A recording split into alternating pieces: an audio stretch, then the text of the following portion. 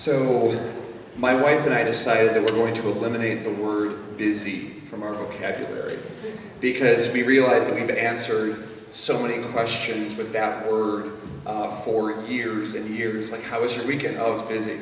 How'd this week go? Oh, it was super busy. How was your summer? Oh, it was just crazy busy.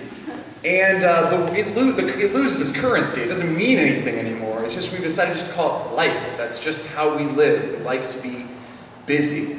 And we were both in a busy period of life. This was about 11 years ago before we were married.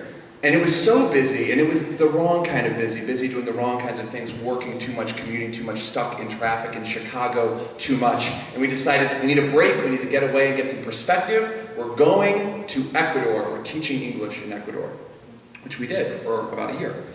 So we did the whole thing. I wanted to show up in Ecuador. I'd been traveling a lot. I wanted to show up and find a job. Emily felt much more comfortable finding the job before we moved, which, you know, is understandable. So we got this job, and we were set up, and it was like, you're going to be staying in this loft apartment. It's going to be great. It's in this town called Gualaceo. It's going to be beautiful, fully furnished. Everything's all like that. We're like, great. So we go. We meet the landlord, Vicente. He shows us up to our place. And the first thing we notice, we walk in, it's this cavernous space. It's way more space than we need, which made it really obvious that furnished to Vicente meant there was a card table and 2 plastic chairs in the entire place. Like, that was it. And in the kitchen, there was a faucet. And the faucet had this really gross plastic bag tied to the faucet, like with a rubber band. And it was gray, like a plastic shopping bag, like the kind you can't get in Eugene anymore, like tied to the faucet. I'm like, hey, Vicente, what's the deal with the plastic bag on the faucet? And he's like, oh, well, see, the thing is, the water pressure is really high. And so if you crank on the faucet, it just sprays all over your shirt and gets you really wet. And we're like, yeah. He's like, so we tied this plastic bag on the faucet, and then when you turn it on, the water just kind of runs through the plastic bag. I'm like, okay, so as soon as Vicente leaves, I'm like, Emily, the first thing to go is the plastic bag. It is disgusting. Like, we cannot live. We're not going to have a plastic bag. I mean, I'm like, Vicente, this guy's ridiculous. Like, this is the solution for this problem. So like, okay, we're going to fix that, like, right away. Well, then it's like, so Vicente leaves. It's like week 1, week 2. My Spanish was not great at all. It's still just passable. But like, I didn't know how to even say the parts, that I needed to fix this faucet, let alone find where they would be in the streets of Gualaceo. And then we had to eat and learn words for meat and can I please and thank you and all these other things.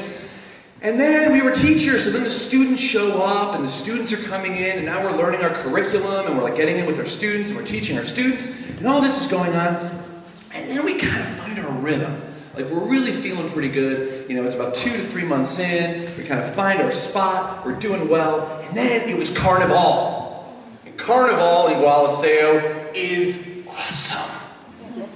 Because you're allowed from your building at any time during an entire week to throw water balloons at anybody walking by on the street. And we were on the 3rd floor.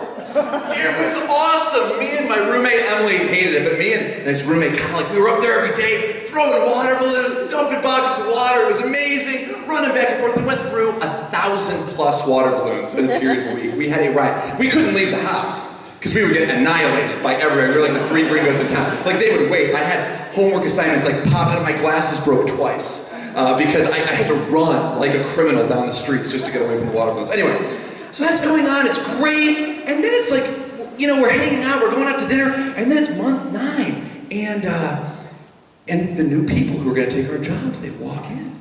And they're getting a tour of the apartment.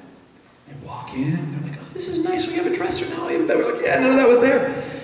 Hey, what's the plastic bag hanging on the faucet? And we looked at it, Emily and I, it had turned invisible.